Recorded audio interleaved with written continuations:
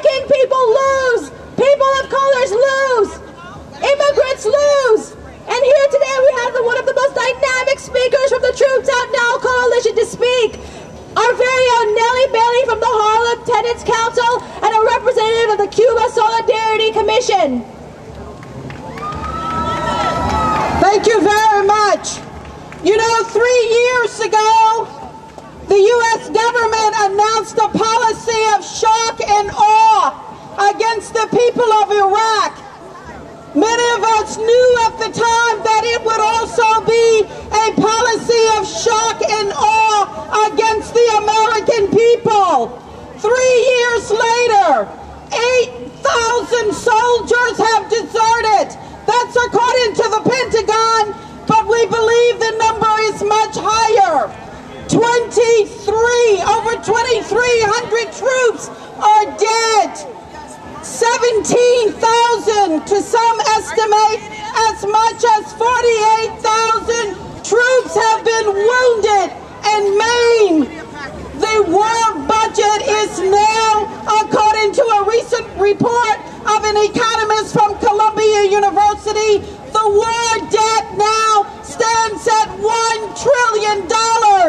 Do you realize if you were 77 years of age, you would spend $35 million a day in order to reach that $1 trillion mark?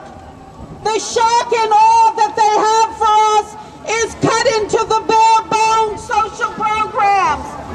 All of the American working class is under attack as not only George Bush, but his partners in crime, the Democratic Party, are leading us into a steady drumbeat of war, even against Iraq. We know that the spineless supine position of the Democratic Party is not our liberation. It will never be our liberation. And we must free ourselves of the illusion that the Democratic Party is our friend. They are in fact our enemy.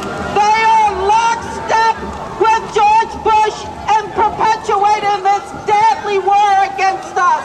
This country is $1 trillion in debt. That debt is growing. As a matter of fact, the debt of the country is $7.2 billion. Congress just raised the ceiling to $9.5 trillion in terms of the deficit. We are in deep trouble. It will only get worse. And as we gather here today, we have to send a message to the White House. We have to send a message to our elected leaders that censoring George Bush is not enough. He must be impeached. That is the only way. That is the only way we can absolve ourselves of this bloody deed and this blood that is on the hands of the American people.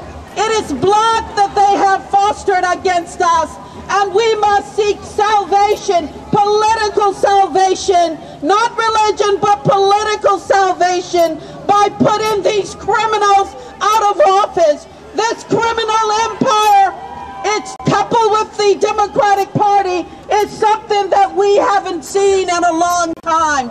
We have to cut off the head of this monster, and we can only do it today. Peace and solidarity to everyone who's out here today. On to the UN, on with our struggle against this murderous, unjust war, and no war against Iran. Never, ever. That is our pledge as people resisting against the empire.